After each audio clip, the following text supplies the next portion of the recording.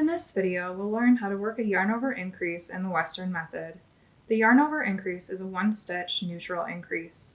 To create the yarn-over, we need to create a new loop on our needle with the yarn going from the front of the needles to the back of the needles. This means that we need to pay attention where our yarn is located when we're moving between stitches.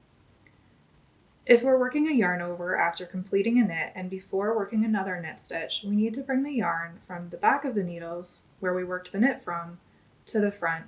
Once the yarn is in front, we want to bring the yarn over the needles and to the back.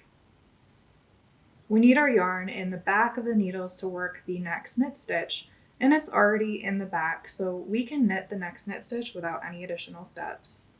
If we're working a yarn over after completing a knit and before working a purl stitch, we need to bring the yarn from the back of the needles where the knit was worked to the front, and then over the needle to the back.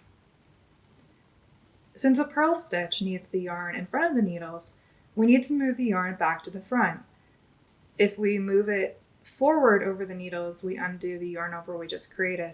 So we want to move the yarn to the front by going underneath and between the needles.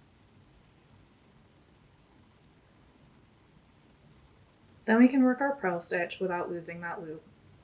If we're working a yarn over after completing a purl stitch and before working another purl stitch, our yarn will already be in front of the needles.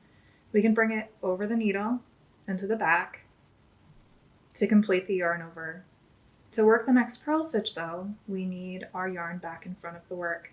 So we'll bring it under the needle to the front so that we don't undo that loop that we just created. If we're working a yarn over between a purl stitch and a knit stitch, our yarn's already at the front of the work. We can bring that yarn over the needle to create the yarn over.